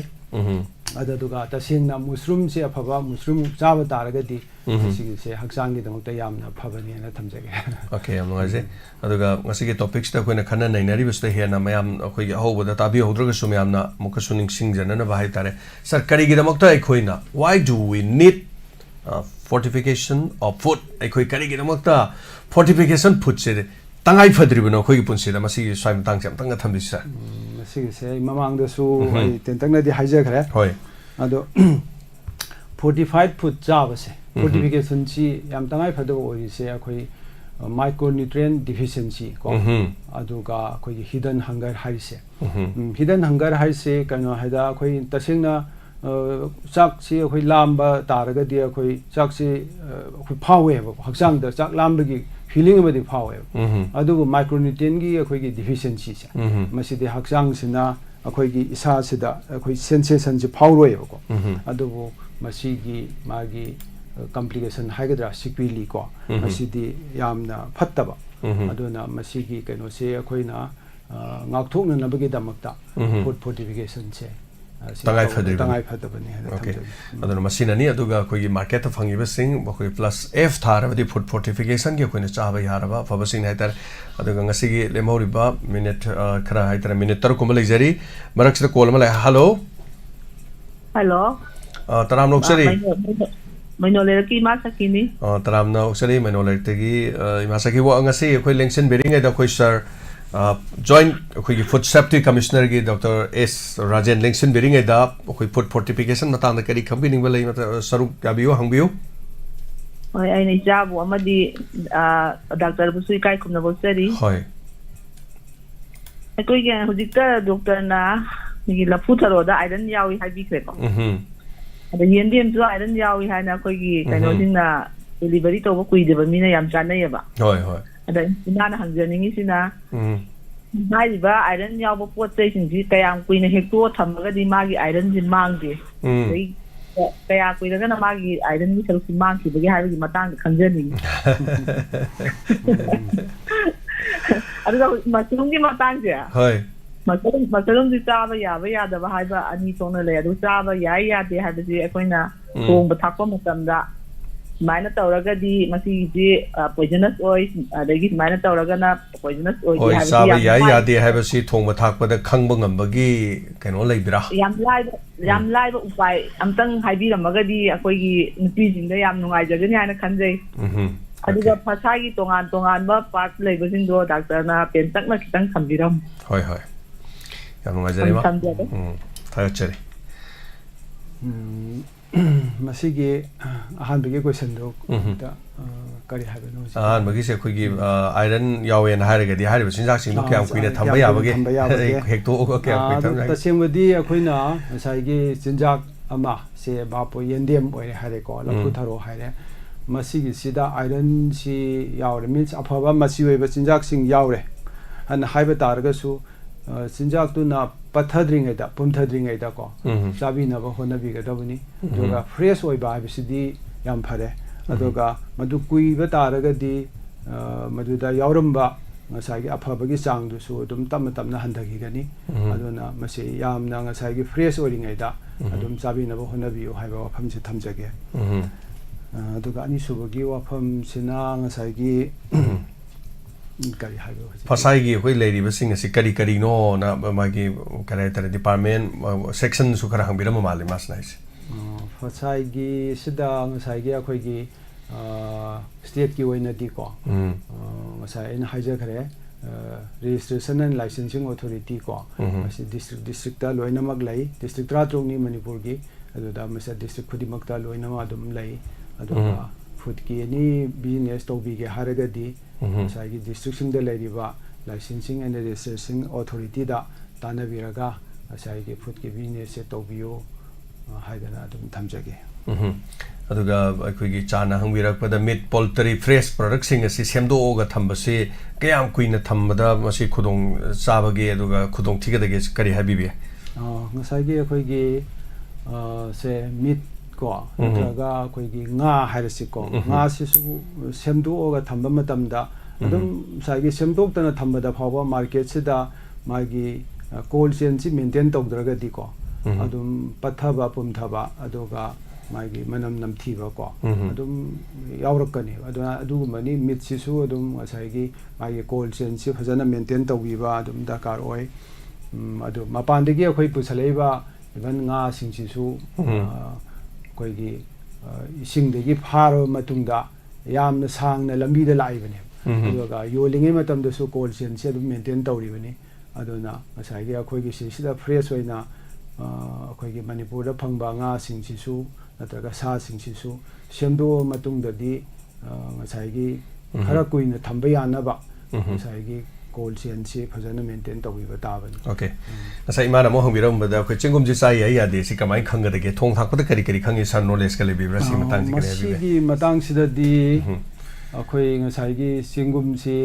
ꯃꯁꯤꯅ ꯆꯥꯕ ꯌꯥꯕꯅꯤ ꯌꯥꯗꯕꯅꯤ ꯍꯥꯏꯕꯁꯤꯗꯤ ꯃꯁꯤꯒꯤ ꯃꯇꯥꯡꯁꯤꯗꯗꯤ ꯃꯁꯤꯒꯤ ꯌꯥꯝꯅ ꯑꯩ ꯆꯞ ꯆꯥꯅꯗꯤ ꯍꯥꯏꯖꯕ ꯉꯝꯖꯗ꯭ꯔꯦ ꯑꯗꯨꯒꯤ ꯐꯨꯗꯀꯤ ꯆꯤꯟꯖꯥꯛꯀꯤ ꯀꯩꯅꯣꯗ ꯅꯠꯇ꯭ꯔꯕꯅꯤꯅ ꯍꯥꯏꯇꯥꯔꯦ ꯑꯦꯅꯤꯋꯦ ꯑꯗꯣ ꯃꯊꯪꯒꯤ ꯀꯣꯂꯔ ꯑꯃꯇꯪ ꯂꯧꯈꯠꯆꯒꯦ ꯃꯇꯝꯁꯨ ꯂꯣꯏꯁꯤꯜꯂꯛꯀꯗꯧꯔꯦ hello Hello, sir. I coffee some time. Namun kamu lagi. Sama di gas ni aku tarang opsi. Tarang opsi wahang ang bisi ngasi food fortification mari lain apa? Food fortification nga mari lain wahang ang tang hangja gas. Aku ke haji ayam ba angang jingje aku ke kidney anak si anlay ba kung sisi. Ida doktor ayam ba na yemo tamda aku ke tu aku relative mga angang sahi mga fatri ba ko. Ai kidney je na ma felo sila ba adai o sila busita doctor na yam advice fees ke package la kwa sa po sa ya ba bill to bi bo ina masibo package la kwa sa po se yam na muk safety oi da bra koi praja angang ji sa ba da masi wai dong si na happy tan thambira mo food packaging gi matang da lai sing jak sang da kyam so po khot pa aduga masi matang da kari habi bi ai habo afam sini aduga food safety na masi du phasai na level pi bu sudum yawi pi da sudum yawi aduga sai matang da kari habi ning ꯌꯥꯝ ꯐꯖꯕ ꯀꯣꯏꯁꯟꯅꯦꯅ ꯍꯥꯏꯖꯒꯦ ꯃꯁꯤꯒꯤ ꯋꯥꯍꯪꯁꯦ ꯃꯈꯣꯏꯅ ꯉꯁꯥꯏꯒꯤ ꯆꯥꯔꯤꯕ ꯆꯤꯟꯖꯥꯛꯁꯤꯡꯁꯤ ꯈ꯭ꯋꯥꯏꯗꯒꯤ ꯐꯕꯗꯤ fresh ꯑꯣꯏꯕ ꯆꯤꯟꯖꯥꯛ ꯀꯣ ꯃꯁꯤ ꯆꯥꯕꯁꯤꯅ ꯈ꯭ꯋꯥꯏꯗꯒꯤ ꯍꯦꯟꯅ ꯐꯕꯅꯤ ꯑꯗꯨꯒ ꯃꯁꯤ ꯑꯩꯈꯣꯏ ꯄꯦꯀꯦꯖ ꯇꯧꯔꯒꯕ ꯆꯤꯟꯖꯥꯛꯁꯤꯡꯁꯤꯗꯤ ꯄ꯭ꯔꯣꯁꯦꯁ ꯇꯧꯔꯕ ꯆꯤꯟꯖꯥꯛ ꯉꯥꯛꯇꯅꯦꯕꯀꯣ ꯑꯗꯨꯅ ꯄ꯭ꯔꯣꯁꯦꯁ ꯇꯧꯕ ꯆꯤꯟꯖꯥꯛꯁꯤꯡꯁꯤ ꯃꯁꯤ ꯑꯩꯈꯣꯏ ꯌꯥꯔꯤꯃꯈꯩꯗꯤ ꯆꯥꯗꯕ ꯉꯝꯗ꯭ꯔꯒꯁꯨ ꯌꯥꯝꯅ ꯍꯟꯊꯅ ꯆꯥꯕꯤꯕ ꯃꯁꯤ ꯌꯥꯝ ꯇꯉꯥꯏꯐꯗꯕ ꯂꯩ ꯈ꯭ꯋꯥꯏꯗꯒꯤ ꯕꯦꯁ ꯑꯣꯏꯕꯗꯤ ꯑꯩꯈꯣꯏꯒꯤ ꯐ꯭ꯔꯦꯁ ꯑꯣꯏꯕ ꯆꯤꯟꯖꯥꯛꯁꯤꯡꯁꯤꯅ ꯌꯥꯝꯅ ꯐꯩ ꯍꯥꯏꯗꯅ ꯊꯝꯖꯒꯦ ꯊꯥꯒꯠꯆꯔꯤ ꯍꯥꯏꯕꯤꯔꯤꯕ ꯐ꯭ꯔꯦꯁ ꯑꯣꯏꯕꯁꯤꯅ ꯑꯅ ꯇꯥꯛꯄꯤꯔꯛꯄ ꯊꯥꯒꯠꯆꯔꯤ ꯋꯥꯍꯪꯁꯤ ꯃꯔꯤ ꯂꯥꯏ ꯂꯥꯛꯄꯗꯤ ꯁꯥꯔ ꯃꯇꯝꯅꯗꯤ ꯑꯗꯨꯝ ꯂꯣꯏꯁꯤꯜꯂꯛꯄ ꯍꯥꯏꯕ ꯇꯥꯔꯦ ꯑꯗꯨꯒ ꯁꯔꯨꯛ ꯌꯥꯕꯤꯔꯤꯕ ꯊꯥꯒꯠꯆꯔꯤ ꯑꯩꯈꯣꯏ ꯃꯦꯗꯝ ꯄꯥꯎꯄꯤ ꯉꯁꯤꯒꯤ ꯋꯥꯍꯪ ꯍꯪꯕꯤꯔꯤꯕꯁꯤꯒꯤꯗꯃꯛꯇ ꯑꯗꯨꯒ ꯃꯊꯛꯇ ꯍꯧꯖꯤꯛ ꯈꯛꯇ ꯑꯩꯈꯣꯏꯒꯤ ꯏꯆꯤꯟ ꯏꯅꯥꯎ ꯑꯃꯅ ꯍꯪꯕꯤꯔꯝꯕ ꯋꯥꯐꯝ ꯑꯦꯛꯁꯄꯥꯔꯠꯇ ꯋꯥꯍꯪ ꯑꯃꯇꯪ ꯃꯃꯥꯡ ꯆꯍꯤꯒꯤ SFSI 2023 ꯃꯅꯤꯄꯨꯔꯅ 40 ꯄꯣꯏꯟꯠ ꯂꯩ ꯃꯦꯖꯔ ꯁ꯭ꯇꯦꯠ ꯀꯌꯥꯁꯨ ꯁꯦꯐꯇꯤ ꯄꯦꯔꯥꯃꯤꯇꯔꯁ ꯍꯟꯊꯔꯤ ꯃꯔꯨꯑꯣꯏꯕ ꯃꯅꯤꯄꯨꯔꯒꯤꯗ ꯂꯩꯔꯤꯕ ꯆꯦꯂꯦꯟꯖ ꯈꯔ ꯊꯝꯕꯤꯔꯝꯃꯨ ꯏꯝꯄ꯭ꯂꯤꯃꯦꯟꯇꯦꯁꯟꯗ ꯑꯅ ꯇꯥꯛꯄꯤꯔꯦ ꯃꯁꯤ ꯀꯔꯤꯅ ꯈꯨꯝꯕꯤꯕ ꯌꯥꯏ ꯑꯩꯈꯣꯏꯒꯤ ꯑꯦꯛꯁꯄꯥꯔꯠ ꯋꯥꯍꯪ ꯑꯃ ꯍꯪꯖꯒꯦ ꯃꯃꯥꯡ ꯆꯍꯤꯒꯤ SFSI 23 ꯒꯤ ꯃꯅꯤꯄꯨꯔꯗ 40 ꯄꯣꯏꯟꯠꯀꯤ ꯃꯦꯖꯔ ꯁ꯭ꯇꯦꯠ ꯀꯌꯥꯗꯁꯨ ꯁꯦꯐꯇꯤ ꯄꯦꯔꯥꯃꯤꯇꯔꯁꯦ ꯍꯟꯊꯔꯤ ꯃꯔꯨꯑꯣꯏꯅ ꯃꯅꯤꯄꯨꯔꯗ ꯂꯩꯕ ꯆꯦꯂꯦꯟꯖꯁꯤꯡ ꯀꯔꯤ ꯂꯩꯕꯒꯦ ꯈꯨꯗꯣꯡꯆꯥꯗꯕ ꯀꯔꯤ ꯂꯩꯒꯦꯅ ꯍꯥꯏꯕꯤꯔꯦ ꯀꯔꯤ ꯈꯨꯝꯕꯤꯕ ꯌꯥꯏ ꯗꯦꯜꯂꯤꯗꯒꯤ ꯗꯣꯛꯇꯔ ꯒꯤꯜꯕꯔꯠꯅ ꯍꯪꯕꯤꯔꯛꯑꯦ ꯃꯁꯤꯒꯤ ꯀꯩꯅꯣꯁꯤꯗ ꯉꯁꯥꯏꯒꯤ ꯑꯩꯈꯣꯏꯒꯤ ꯃꯤꯌꯥꯝꯁꯤꯡꯁꯤꯒꯤꯀꯣ ꯃꯅꯤꯄꯨꯔꯗ ꯂꯩꯕꯤꯔꯤꯕ ꯃꯤꯌꯥꯝꯁꯤꯡꯅ ꯃꯔꯨꯑꯣꯏꯅ ꯉꯁꯥꯏꯒꯤ ꯑꯩꯈꯣꯏꯒꯤ ꯈꯨꯗꯤꯡꯃꯛ ꯍꯥꯏꯕ ꯇꯥꯔꯦ ꯐꯨꯗꯀꯤ ꯕꯤꯖꯤꯅꯦꯁ ꯇꯧꯕꯤꯔꯤꯕꯀꯣ ꯑꯗꯨꯒ ꯉꯁꯥꯏꯒꯤ ꯑꯩꯈꯣꯏꯒꯤ ꯐꯨꯗꯀꯤ ꯑꯩꯈꯣꯏꯒꯤ ꯀꯟꯖꯨꯝ ꯇꯧꯕꯤꯔꯤꯕ ꯃꯤꯌꯥꯝ ꯈꯨꯗꯤꯡꯃꯛꯅ ꯀꯣ ꯃꯁꯤ ꯐꯨꯗ ꯁꯦꯐꯇꯤ ꯀꯣ ꯍꯥꯏꯕꯁꯤ ꯀꯔꯤꯅꯣ ꯍꯥꯏꯕꯁꯤ ꯑꯩꯈꯣꯏ ꯈꯪꯃꯤꯟꯅꯕ ꯗꯔꯀꯥꯔ ꯑꯣꯏ ꯑꯗꯨꯒ ꯆꯤꯟꯖꯥꯛ ꯁꯤꯗꯁꯨ ꯉꯁꯥꯏꯒꯤ ꯄꯨꯊꯣꯛꯄ ꯃꯇꯝꯗ ꯃꯤꯌꯥꯝꯒꯤ ꯑꯐꯕ ꯆꯤꯟꯖꯥꯛ ꯑꯩꯈꯣꯏꯒꯤ ꯂꯂꯣꯟꯕꯒꯤ ꯋꯥꯈꯜ ꯈꯛꯇ ꯈꯟꯕ ꯅꯠꯇꯕꯀꯣ ꯃꯤꯌꯥꯝꯒꯤ ꯍꯦꯜꯊꯀꯤ ꯃꯔꯝꯗ ꯈꯟꯕꯤꯕ ꯑꯗꯨꯅ ꯑꯁꯨꯝꯕ ꯆꯤꯟꯖꯥꯛ ꯄꯨꯊꯣꯛꯄꯤꯕ ꯗꯔꯀꯥꯔ ꯑꯣꯏ ꯑꯗꯨꯒ ꯃꯤꯌꯥꯝꯅꯁꯨ ꯉꯁꯥꯏꯒꯤ ꯑꯐꯕ ꯆꯤꯟꯖꯥꯛ ꯃꯌꯥꯝꯁꯦ ꯑꯩꯈꯣꯏꯒꯤ ꯑꯀꯣꯏꯕꯗ ꯂꯩꯔꯤꯕꯁꯤꯡꯒꯤ ꯃꯅꯨꯡꯗ ꯀꯔꯝꯕ ꯆꯤꯟꯖꯥꯛ ꯑꯩꯈꯣꯏꯅ ꯈꯟꯒꯗꯒꯦ ꯍꯥꯏꯕꯁꯤ ꯑꯩꯈꯣꯏꯅ ꯈꯪꯕ ꯗꯔꯀꯥꯔ ꯑꯣꯏ ꯑꯗꯨ ꯃꯁꯤꯒꯤ ꯆꯦꯂꯦꯟꯖꯁꯤꯡꯁꯤꯅꯤ ꯑꯩꯈꯣꯏꯅ ꯊꯦꯡꯅꯔꯤꯕꯁꯦ ꯊꯥꯒꯠꯆꯔꯤ ꯁꯔ ꯂꯣꯏꯁꯤꯜꯂꯛꯄꯗ ꯂꯥꯁ ꯀꯣꯜ ꯑꯣꯏꯅ ꯍꯜꯂꯣ ꯍꯜꯂꯣ ꯁꯔ ꯇꯔꯥꯃꯨꯛꯆꯔꯤ ꯑꯩ ꯌꯥꯏꯔꯤꯄꯣꯛꯇꯒꯤ ꯈꯝꯕꯇꯣꯏꯖꯟ ꯑꯣꯖꯥ ꯈꯝꯕꯇꯣꯏꯖꯟ ꯊꯥꯒꯠꯆꯔꯤ ꯉꯁꯤꯒꯤ ꯐꯨꯗ ꯐꯣꯔꯇꯤꯐꯤꯀꯦꯁꯟ ꯃꯇꯥꯡꯗ ꯂꯦꯡꯁꯤꯟꯕꯤꯔꯤꯕ ꯑꯩꯈꯣꯏ ꯁꯔꯗ ꯀꯔꯤ ꯈꯪꯕꯤꯅꯤꯡꯉꯤ ꯑꯩꯒꯤ ꯀꯩꯅꯣꯗ ꯍꯦꯛ ꯌꯨꯝ ꯅꯛꯅꯅꯀꯣ ꯑꯩꯈꯣꯏꯒꯤ ꯃꯣꯔꯦꯗꯒꯤ ꯅꯤꯡꯉꯣꯜ ꯑꯃ ꯂꯩ ꯌꯣꯡꯆꯥꯛꯀꯤ ꯃꯇꯥꯡ ꯉꯥꯔꯤ ꯃꯇꯥꯡ ꯂꯥꯛꯇꯣꯏꯅꯦ ꯑꯩꯁꯦ ꯁꯥꯔꯗꯒꯤ ꯑꯩꯅ ꯑꯩꯈꯣꯏ ꯁꯥꯔꯗꯒꯤ ꯑꯩꯅ ꯃꯁꯤꯒꯤ ꯅꯣꯂꯦꯖ ꯑꯝꯇꯪ ꯑꯩ ꯂꯧꯖꯅꯤꯡꯅ ꯍꯪꯖꯔꯛꯄꯅꯦ ꯀꯩꯅꯣꯅ ꯃꯥꯅ ꯌꯣꯡꯆꯥꯛꯁꯤ ꯂꯩꯕ ꯗꯛ ꯂꯥꯛꯑꯦ ꯑꯁ ꯃꯣꯔꯦꯗꯒꯤ ꯌꯣꯡꯆꯥꯛꯁꯤ ꯁꯨꯃꯥꯏꯅ ꯑꯗꯨꯝ ꯍꯤꯗꯥꯛ ꯀꯥꯞꯄꯤ ꯍꯩꯅꯩꯅꯦ ꯍꯥꯏꯕꯀꯣ ꯑꯗꯨꯗ ꯃꯥꯅ ꯑꯩꯉꯣꯟꯗ ꯃꯥꯅ ꯏꯄꯥ ꯍꯥꯏ ꯏꯄꯥꯒ ꯑꯩꯒ ꯅꯨꯡꯁꯤꯅꯗ꯭ꯔꯕꯗꯤ ꯑꯩꯒꯤ ꯐꯠꯇꯅꯕ ꯏꯄꯥꯅ ꯍꯥꯏꯔꯛꯄ ꯇꯥꯕꯅꯤ ꯑꯗꯨꯒ ꯃꯥꯒꯤ ꯐꯠꯇꯅꯕ ꯑꯩꯅ ꯍꯥꯏꯔꯛꯄ ꯇꯥꯕꯅꯤ ꯑꯗꯨꯅ ꯌꯣꯡꯆꯥꯛꯁꯤ ꯃꯥ ꯂꯩꯗꯣꯏꯅꯤꯀꯣ ꯑꯗꯣ ꯃꯥꯅ ꯌꯣꯡꯆꯥꯛꯁꯤ ꯗꯛ ꯂꯥꯎꯅ ꯂꯨꯄꯥ 100ꯒꯤ ꯂꯩꯈꯤ ꯑꯗꯨ ꯃꯇꯨꯡꯗ ꯃꯥꯅ ꯑꯩꯈꯣꯏ ꯃꯣꯔꯦꯗꯁꯨ ꯏꯃꯥ ꯍꯣꯏꯅ ꯍꯥꯏꯕꯗ ꯉꯥꯔꯤꯁꯦ ꯆꯥꯕ ꯀꯤꯅꯔꯦ ꯍꯥꯏꯅ ꯍꯥꯏ ꯑꯗ ꯃꯥꯅ ꯉꯥꯔꯤ ꯆꯥꯕ ꯀꯤꯅꯔꯦ ꯍꯥꯏꯕ ꯃꯇꯝꯗꯨꯗ ꯑꯩꯗꯤ ꯁꯨꯡꯇꯥ ꯇꯥꯗꯦ ꯅꯍꯥꯟꯈꯩ ꯉꯔꯥꯡ ꯈꯛꯇꯪ ꯊꯥꯖꯕꯅꯦꯕꯀꯣ ꯑꯗꯣ ꯃꯥꯅ ꯑꯗꯨꯗꯤ ꯑꯩꯈꯣꯏ ꯃꯁꯦꯟ ꯅꯨꯡꯁꯤꯅꯗ ꯃꯁꯦꯟ ꯍꯨꯜꯂꯒ ꯄꯉꯥꯡ ꯉꯥꯡꯅꯕꯅꯤ ꯑꯩꯁꯨ ꯌꯣꯡꯆꯥꯛ ꯂꯩꯔꯒ ꯆꯥꯒꯗꯧꯔꯤꯁꯤꯅꯤ ꯃꯣꯔꯦꯗꯁꯨ ꯉꯥꯔꯤ ꯆꯥꯕ ꯀꯤꯅꯩ ꯍꯥꯏꯕ ꯁꯤꯒꯤ ꯑꯅꯤꯁꯤꯒꯤ ꯃꯅꯨꯡꯁꯤꯗ ꯑꯩꯈꯣꯏꯒꯤ ꯆꯦꯜꯂꯤꯕ ꯆꯦꯟꯁꯤ ꯑꯩꯈꯣꯏ ꯁꯥꯇ꯭ꯔꯗꯒꯤ ꯃꯁꯤ ꯑꯆꯨꯝ ꯑꯔꯥꯟꯁꯤ ꯆꯨꯝꯂꯤꯕ꯭ꯔꯥ ꯂꯥꯜꯂꯤꯕ꯭ꯔꯥ ꯊꯥꯖꯅꯤꯡꯕ ꯃꯐꯝꯁꯤ ꯉꯁꯥꯏ ꯑꯩꯈꯣꯏ ꯁꯔ ꯔꯥꯖꯦꯟꯅꯁꯨ ꯍꯥꯏꯐꯦꯠꯇꯤ ꯈꯨꯝꯕꯤꯈ꯭ꯔꯦ ꯌꯣꯡꯆꯥꯛꯀꯤ ꯃꯇꯥꯡꯁꯦ ꯑꯗꯣ ꯊꯥꯒꯠꯆꯔꯤ ꯁꯔ ꯌꯥꯝ ꯅꯨꯡꯉꯥꯏꯖꯩ ꯃꯌꯥꯝꯅ ꯑꯩꯈꯣꯏꯒꯤ ꯌꯣꯡꯆꯥꯛꯇ ꯀꯩꯅꯣ ꯀꯥꯞꯁꯜꯂꯦ ꯈꯣꯠꯂꯦꯒ ꯍꯥꯏꯕ ꯑꯗꯒꯤꯗꯤ ꯆꯤꯡꯒꯤ ꯃꯤꯅꯁꯨ ꯃꯩꯇꯩꯁꯤꯡꯒꯤ ꯉꯥꯔꯤꯗꯨ ꯆꯥꯕꯅꯤꯅ ꯌꯥꯅꯗ꯭ꯔꯁꯨ ꯉꯥꯔꯤꯗꯨ ꯂꯣꯟꯅ ꯑꯗꯨꯝ ꯆꯥꯅꯔꯤ ꯍꯥꯏꯔꯤꯕ ꯉꯥꯔꯤꯁꯤꯗꯁꯨ ꯃꯩꯇꯩꯁꯤꯡꯅ ꯍꯨ ꯍꯥꯞꯆꯜꯂꯦꯒ ꯍꯥꯏꯕꯁꯦ ꯑꯁꯣꯝꯗꯁꯨ ꯔꯤꯃꯔꯁ ꯂꯩ ꯑꯗꯨꯅ ꯍꯥꯏꯔꯤꯕꯁꯤꯗꯕꯨ ꯆꯤꯟꯖꯥꯛꯇ ꯍꯨ ꯍꯥꯏꯇꯥꯔꯦ ꯃꯁꯤꯕꯨ ꯍꯥꯞꯄꯒ ꯃꯗꯨꯕꯨ ꯃꯤꯑꯣꯏꯕꯒꯤ ꯍꯛꯆꯥꯡꯗ ꯁꯣꯛꯍꯟꯕ ꯌꯥꯕ ꯌꯣꯡꯆꯥꯛ ꯃꯔꯨ ꯑꯃꯗ ꯍꯨ ꯀꯥꯞꯁꯟꯈ꯭ꯔ ꯃꯔꯨ ꯑꯃꯒꯤ ꯆꯥꯡꯗꯨꯅ ꯍꯨꯗꯨꯅ ꯌꯣꯡꯆꯥꯛꯇꯨꯒꯤ ꯃꯅꯨꯡꯗ ꯅꯨꯃꯤꯠ ꯀꯌꯥꯅꯤ ꯂꯩꯕ ꯌꯥꯕ ꯑꯗꯨꯒ ꯃꯥꯒꯤ ꯍꯨꯗꯨꯒꯤ ꯃꯊꯧ ꯇꯧꯒꯅꯤ ꯇꯧꯔꯣꯏ ꯍꯥꯏꯕ ꯃꯌꯥꯝꯅ ꯀꯌꯥꯃꯔꯨꯝ ꯂꯩꯔꯤ ꯑꯗꯨꯕꯨ ꯐꯨꯗ ꯁꯦꯐꯇꯤ ꯗꯤꯄꯥꯔꯠꯃꯦꯟꯇꯒꯤꯗꯤ ꯃꯁꯤ ꯇꯦꯁ ꯇꯧꯔꯒ ꯀꯔꯤꯒꯨꯝꯕ ꯑꯗꯨꯒꯨꯝꯕꯗꯤ ꯂꯩꯇꯦ ꯍꯥꯏꯕ ꯋꯥꯐꯝꯗꯤ ꯇꯥꯛꯄꯤꯈ꯭ꯔꯦ ꯑꯗꯨꯕꯨ ꯂꯣꯏꯁꯤꯜꯂꯛꯄꯗ ꯁꯔꯗꯤ ꯋꯥꯐꯝꯁꯦ ꯑꯃꯨꯛ ꯇꯥꯕꯤꯁꯤ ꯌꯣꯡꯆꯥꯛꯁꯤꯗ ꯉꯁꯥꯏꯒꯤ ꯑꯩꯈꯣꯏ ꯍꯨ ꯍꯥꯞꯄꯝꯒꯅꯤ ꯍꯥꯏꯕꯒꯤ ꯆꯤꯡꯅꯕ ꯂꯩꯔꯒꯁꯨꯀꯣ ꯑꯩꯈꯣꯏꯅ ꯃꯁꯤꯒꯤ ꯌꯣꯡꯆꯥꯛꯁꯤ ꯆꯥꯗ꯭ꯔꯤꯉꯩ ꯃꯇꯝꯗ ꯁꯦꯝ ꯁꯥꯕ ꯃꯇꯝꯗꯀꯣ ꯌꯥꯝ ꯐꯖꯅ ꯆꯥꯝꯊꯣꯛꯄꯤꯌꯨ ꯍꯥꯏꯗꯅ ꯍꯥꯏꯖꯅꯤꯡꯉꯦꯀꯣ ꯑꯗꯨꯅ ꯀꯩꯒꯨꯝꯕ ꯍꯨꯁꯤ ꯃꯄꯥꯟꯗꯒꯤ ꯇꯩꯔꯝꯕ ꯇꯥꯔꯒꯁꯨ ꯑꯗꯨꯝ ꯐꯖꯅ ꯁꯦꯡꯅ ꯆꯥꯝꯊꯣꯛꯑꯒꯗꯤꯀꯣ ꯑꯗꯨꯝ ꯂꯣꯏꯅꯃꯛ ꯆꯠꯈꯤꯒꯅꯤ ꯑꯗꯨꯅ ꯃꯁꯤꯗꯤ ꯑꯩꯈꯣꯏꯅ ꯆꯥꯗ꯭ꯔꯤꯉꯩ ꯃꯇꯝꯗ ꯆꯥꯅꯅꯕ ꯁꯦꯝ ꯁꯥꯕ ꯃꯇꯝꯗꯀꯣ ꯌꯥꯝꯅ ꯍꯥꯏꯖꯤꯅꯤꯀꯦꯂꯤ ꯑꯗꯨꯒ ꯐꯖꯅ ꯁꯦꯝꯕꯤꯌꯨ ꯑꯗꯨꯒ ꯆꯥꯕꯤꯌꯨ ꯍꯥꯏꯅ ꯊꯝꯖꯒꯦ ꯑꯗꯨ ꯑꯣꯏꯔꯒꯗꯤ ꯊꯣꯏꯗꯣꯛꯅ ꯃꯁꯤꯒꯤ ꯃꯇꯥꯡꯁꯤꯗ ꯄ꯭ꯔꯣꯕ꯭ꯂꯦꯝ ꯑꯣꯏꯔꯣꯏꯗ꯭ꯔꯥ ꯍꯥꯏꯅ ꯈꯟꯖꯩ ꯊꯥꯒꯠꯆꯔꯤ ꯌꯥꯝ ꯅꯨꯡꯉꯥꯏꯖꯔꯦ ꯁꯔ ꯉꯁꯤ ꯑꯩꯈꯣꯏ ꯐꯨꯗ ꯁꯦꯐꯇꯤꯒꯤ ꯑꯩꯈꯣꯏꯒꯤ ꯁꯔ ꯖꯣꯏꯟꯠ ꯐꯨꯗ ꯁꯦꯐꯇꯤ ꯀꯃꯤꯁꯅꯔꯒꯤ ꯒꯚꯔꯟꯃꯦꯟꯠ ꯑꯣꯐ ꯃꯅꯤꯄꯨꯔꯒꯤ ꯗꯣꯛꯇꯔ S. ꯔꯥꯖꯦꯟ ꯉꯁꯤ ꯂꯦꯡꯁꯤꯟꯕꯤꯔꯛꯇꯅ ꯑꯩꯈꯣꯏꯅ ꯈꯟꯅ ꯅꯩꯅꯖꯕ ꯐꯨꯗ ꯐꯣꯔꯇꯤꯐꯤꯀꯦꯁꯟꯒꯤ ꯃꯇꯥꯡꯗ ꯍꯥꯏꯇꯥꯔꯦ ꯑꯗꯨꯅ ꯑꯐꯕ ꯆꯤꯟꯖꯥꯛ ꯑꯃ ꯆꯥꯅꯅꯕꯒꯤ ꯑꯩꯈꯣꯏꯅ ꯇꯣꯉꯥꯟ ꯇꯣꯉꯥꯟꯕ ꯇꯣꯄꯤꯛꯅꯤ ꯈꯟꯅꯖꯔꯤꯕꯁꯤ ꯉꯁꯤꯒꯤ ꯇꯣꯄꯤꯛꯇ ꯑꯩꯈꯣꯏꯒꯤ ꯐꯨꯗ ꯐꯣꯔꯇꯤꯐꯤꯀꯦꯁꯟ ꯀꯔꯤꯅꯣ ꯀꯔꯤꯒꯤ ꯏꯝꯄꯣꯔꯇꯦꯟ ꯑꯣꯏꯔꯤꯕꯅꯣ ꯑꯗꯨꯒ ꯐꯨꯗ ꯐꯣꯔꯇꯤꯐꯤꯀꯦꯁꯟꯅ ꯂꯧꯔꯤꯕ ꯊꯧꯗꯥꯡ ꯑꯗꯨꯒ ꯑꯣꯔꯒꯥꯅꯤꯛ ꯐꯨꯗ ꯐꯣꯔꯇꯤꯐꯤꯀꯦꯁꯟ ꯀꯔꯤꯅꯣ ꯑꯗꯨꯒ क्रॉप फूड फोर्टिफिकेशन करीनो हाइबन चिंग मसी खक्तन मखन मखन गोल्डन राइस फोर्टिफिकेशन अदुगा अखोगी तोंगा तोंगा ब्रेस्ट मिल्क ता मसी फोर्टिफाई ओइबगी मतांग अदुगा फोर्टिफिकेशन द याउरिबा विटामिन सिंग मतांग मसी खक्तन तन तोंगा तोंगा अखोइदे करीगी दमकता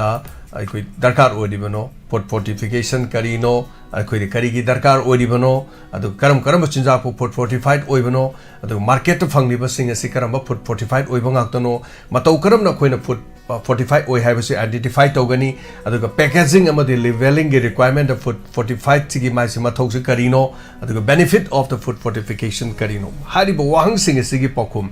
ai khoi chapcha na sigi program se thamjakre